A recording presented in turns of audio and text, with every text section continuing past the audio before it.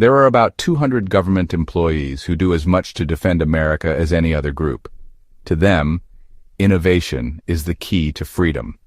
Behind some of the most important technologies of our time is a little-known agency called DARPA, the Defense Advanced Research Projects Agency.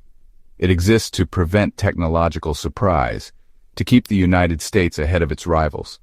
It has become a machine that quietly shapes the future, sometimes without oversight, but many people have never heard of it. DARPA was born in panic in 1958. When the Soviet Union launched Sputnik, the first artificial satellite, America realized it was vulnerable. President Eisenhower signed an order creating ARPA, later renamed DARPA, with a mission to make sure the U.S. would never be caught off guard again. From the very beginning, DARPA operated outside the normal bureaucracy of Washington. No slow committees, no traditional funding cycles, just rapid decisions, short contracts, and the freedom to chase what others considered impossible. And the results speak for themselves. DARPA funded the network that became the Internet. It funded the satellite navigation that evolved into GPS.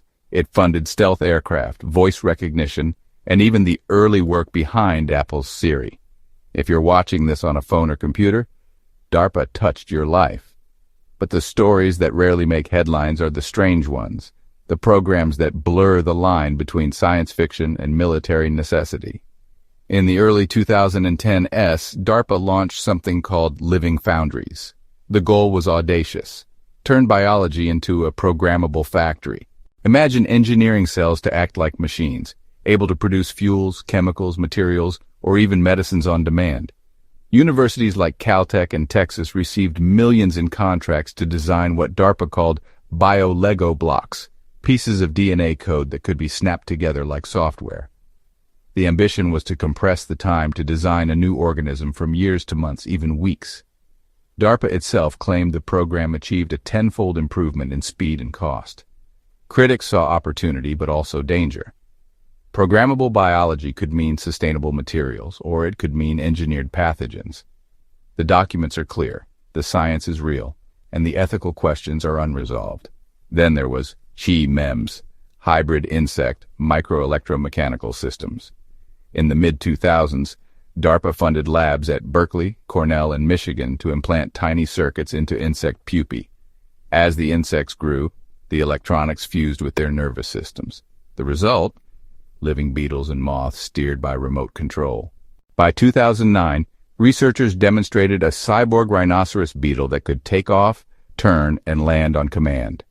The technical goal was clear: miniature surveillance platforms that could go where drones could not. The science community published the work openly in IEE and Science Robotics. The images are surreal: beetles wearing backpacks of circuit boards, their flight muscles controlled by electrodes. In 2020, Japanese researchers took the concept further by mounting cameras on beetles, live streaming what they saw to a phone. It is no longer fiction. It is biology and electronics fused for surveillance. Other DARPA programs drew inspiration from nature in different ways. Researchers studied the wings of the morpho butterfly, whose scales reflect light in brilliant patterns. By mimicking those structures, DARPA created sensors that could detect trace amounts of toxic chemicals. The idea was simple and terrifying. Scatter these tiny detectors in clothing, in vehicles, in buildings, and instantly identify chemical threats. The Biological Technologies Office, created inside DARPA in 2014, took these ideas further. One project called Engineered Living Materials aimed to build walls, runways, and shelters that grow themselves, repair themselves, and adapt to their environment. The military application is obvious. Deploy a unit to a remote location and let living materials build their own infrastructure. But perhaps the most ethically charged projects involve the human brain. In the last decade, DARPA funded minimally invasive brain implants like the Stentrode, electrodes delivered through blood vessels, which can pick up brain signals without drilling through the skull. The technology holds immense promise for paralyzed patients, letting them control computers or robotic arms with thought alone. But it also raises chilling questions. If signals can be read, can they also be written? If thoughts can be detected, can they be influenced? DARPA's contracts are clear. The goal is human-machine teaming. The boundary between medicine and control is razor-thin. Robotics is another DARPA frontier. The agency poured money into Synapse, a program to build chips modeled after the human brain. They sponsored autonomous vehicles long before Google or Tesla, launching competitions where robotic cars navigated deserts and city streets. The DARPA Robotics Challenge in 2015 showed humanoid and wheeled robots performing rescue tasks, walking, climbing, even driving vehicles. At the same time, DARPA funded projects like Lugger, where small four-wheeled robots learn from human corrections, literally improving their navigation after each failure. These are not isolated programs. They are stepping stones toward autonomous machines capable of acting in complex environments. Machines that may not always need a human in the loop. Military analysts call this the path to lethal autonomy. DARPA calls it progress. For every successful breakthrough, there are projects that drift into the gray zone. One was total information awareness in the early 2000s, designed to scan vast data sets to detect terror plots. The program's logo was an eye atop a pyramid, scanning the globe with the motto, "Knowledge is power." After public outcry, it was officially canceled, but many of its components reappeared under new names in later surveillance programs. This is the DARPA pattern. Ambitious projects, public backlash, then rebranding or quiet continuation. Critics argue this allows ethically questionable technologies to slip past oversight. Supporters argue it's the only way to push boundaries fast enough to matter. Fringe communities have attached their own stories to DARPA, rumors of time travel, psychic soldiers, even teleportation. These claims have no public evidence. But they persist because DARPA operates in secrecy, and because its real documented programs already look like science fiction.